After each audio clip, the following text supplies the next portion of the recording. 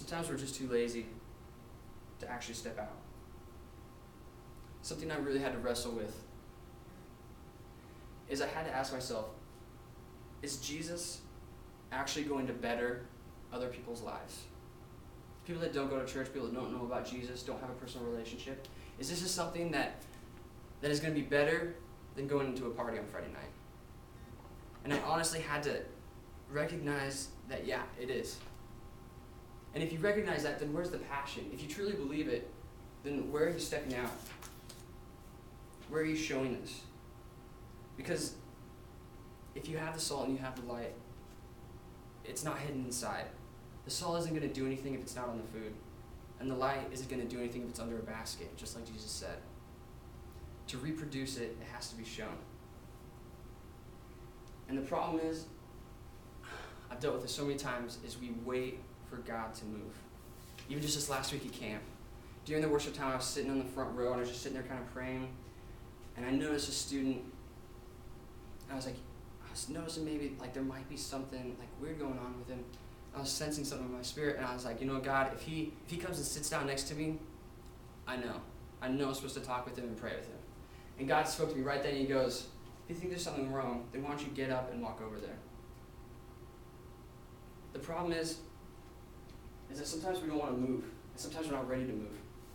We might be properly dressed to speak from where we stand, but until we're actually ready to get up and go, we're not going to actually affect anything. I heard a great quote that said, God can't steer, this is awkward,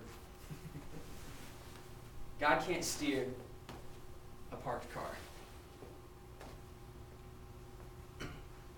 And that spoke to me this weekend with the youth. Because I had to get up and move to be able to affect. What I learned this last weekend was that if I'm willing to step out, God's willing to step up. It's all throughout the Bible. With Esther, with David.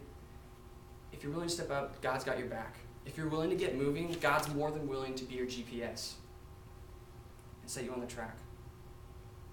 If you're going to be the salt and the light, you're probably going to need direction. And the direction is the Bible. The direction is Jesus. And if you're willing, you'll make the difference.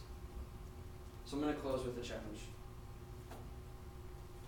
I want you guys just think about, hopefully you all know somebody that isn't saved. Maybe it's a close friend, maybe they're not so close. But what have you done in the last month to lead them towards Christ? Small step, big step. What is something that you have personally done? And then second, what is something you can do in the next week to further that journey? Close in prayer. God, thank you for the opportunity to be able to share your word. Thank you for allowing us to be a part of this. And please show us ways that we can further your kingdom.